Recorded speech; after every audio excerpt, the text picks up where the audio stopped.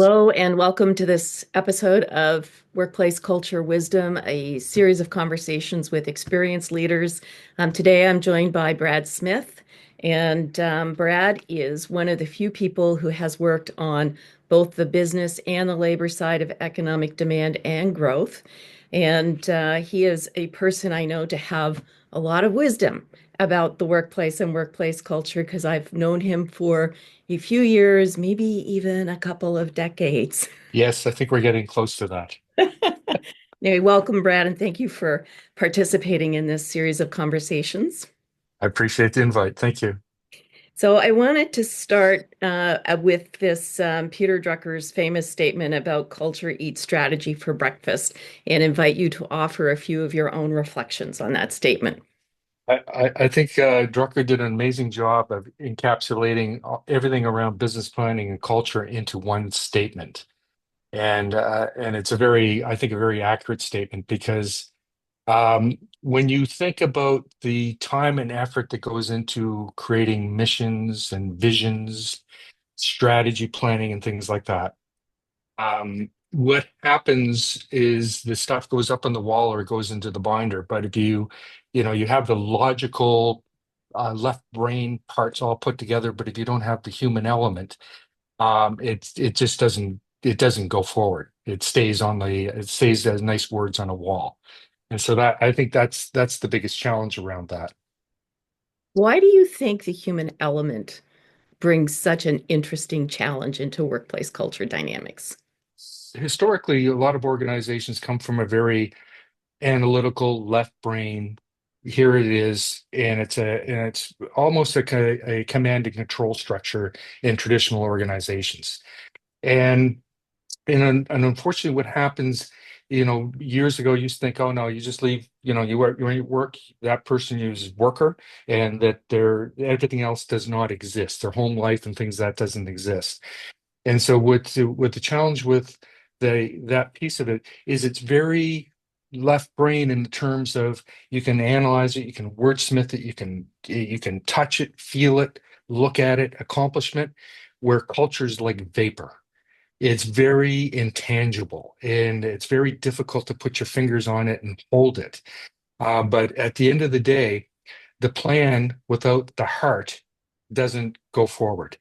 And I think, and it's much more difficult where you're busy and all these other things to kind of wrap your arms around vapor. Because what's the to-do list on culture? And again, you see the to-do list on culture. Oh, you have the vision, you have the plan and stuff like that. But do people really understand what it is to get the heart and soul of an organization, which is the culture? And that's the tricky part. Culture is, again, it's a two-sided coin. It can be very positive or it can be very negative. And the other challenge around culture is it takes a whole group to make a good culture, but it only takes one person to poison the water. And so it's a very difficult thing to deal with. And the human element, there's a whole bunch of things around that maybe we have time to touch on. I love the reference to vapor. It's like vapor because it's intangible and yet we all feel it. You walk into a place and right away you get a sense of whether it feels comfortable or if there's tension in the space.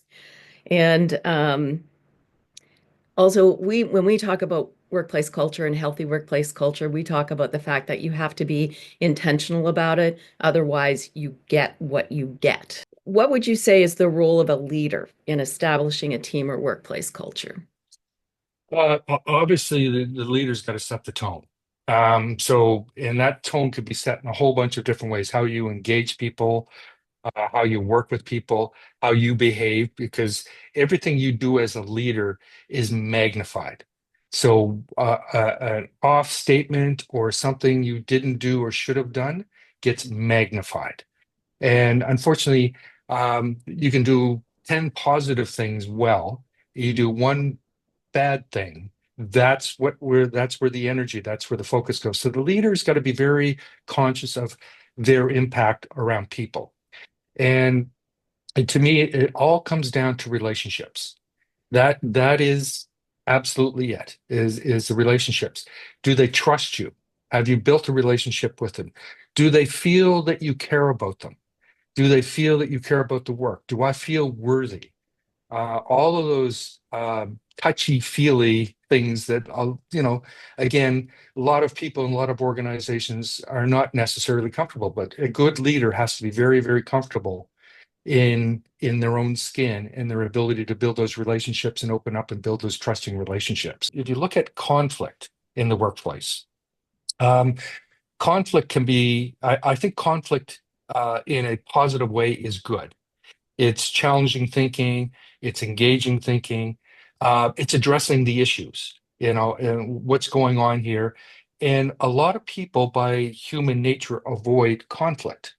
And in avoiding conflict, all you're doing is having something that's going to continue get compound interest on it. Because the longer you avoid it, the more costly it becomes.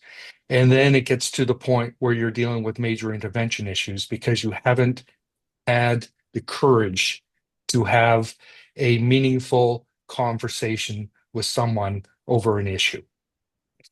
Yeah, we definitely agree that conflict is an essential part of a healthy workplace culture.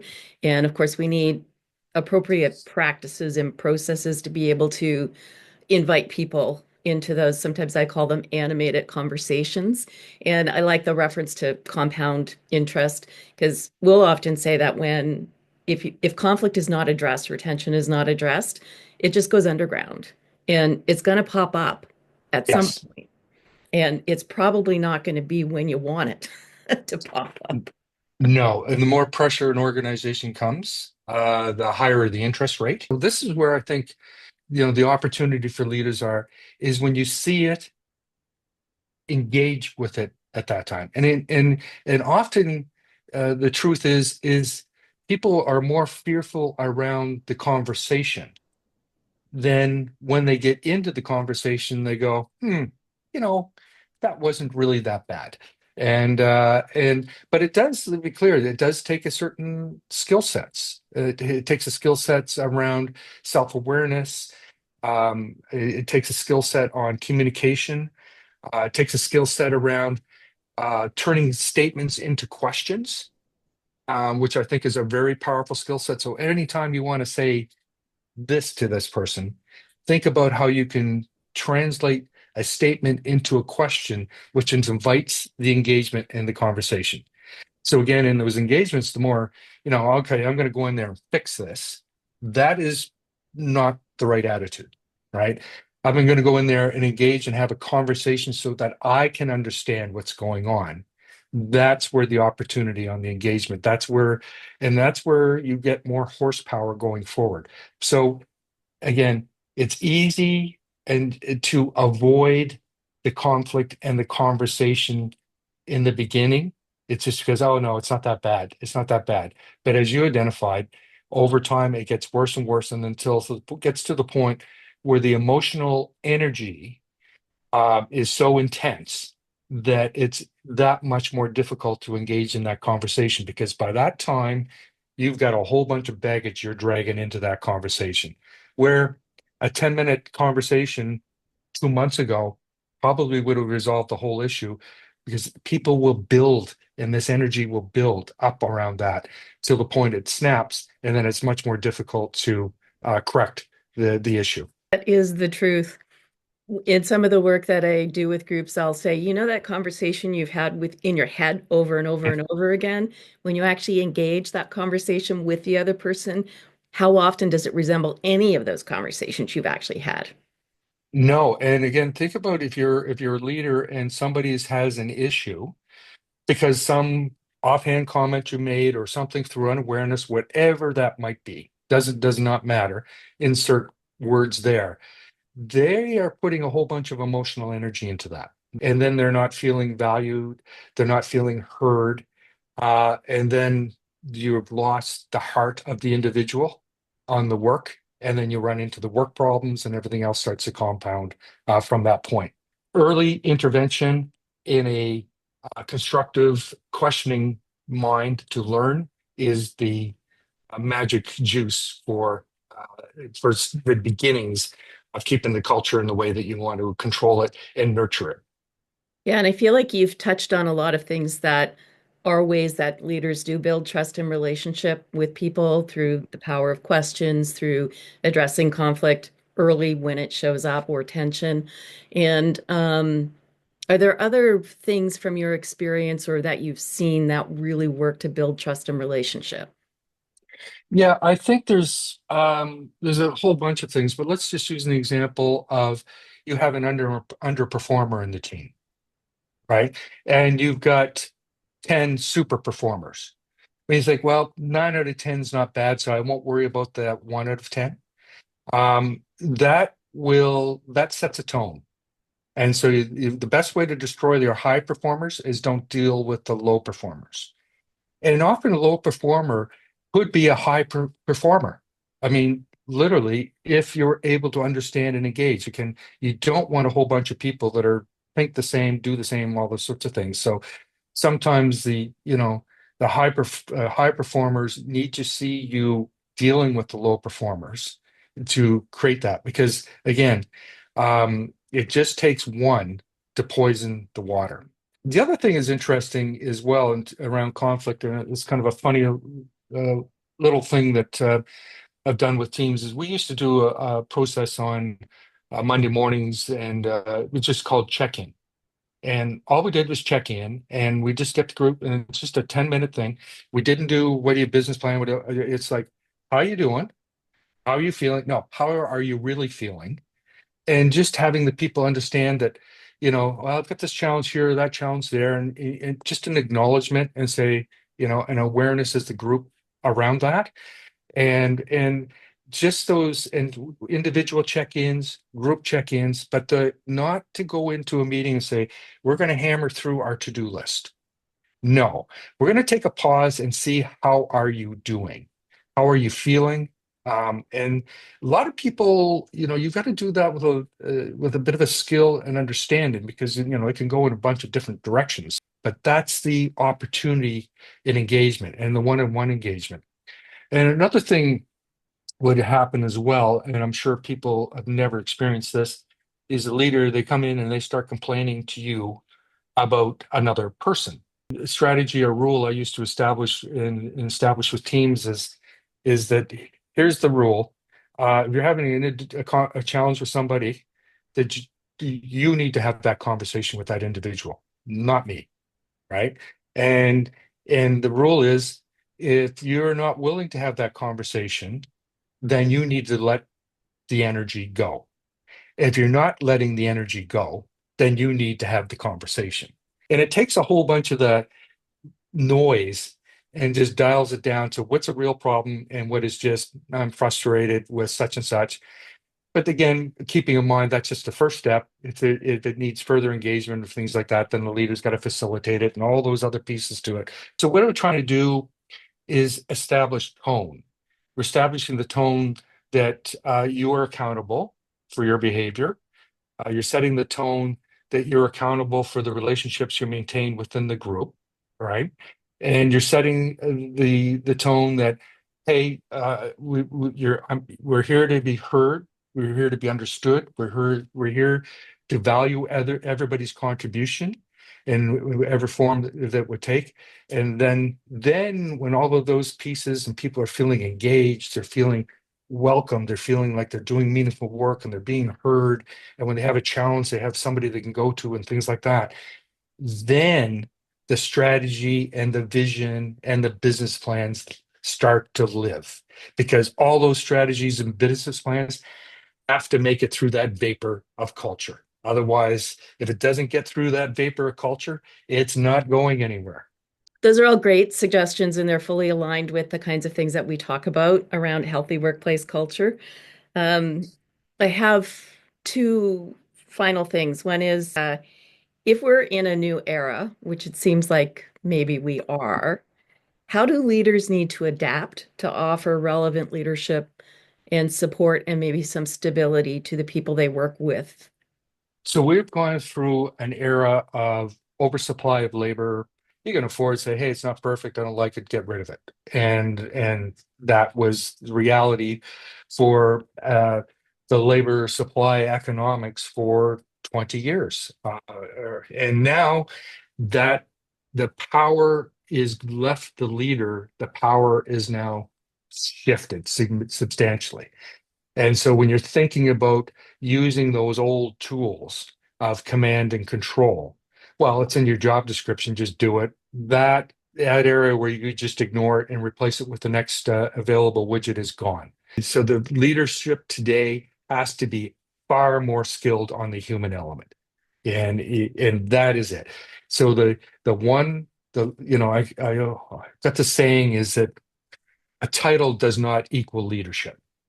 Right. And what I mean by that is just because you've got a CEO title or vice president's title or executive director title is absolutely meaningless in terms of how you perform as a leader. So the skill set of the leader now is around the effective management, engagement, and relationship management, the human element, really understanding of how people are different, how people think differently, how they communicate differently.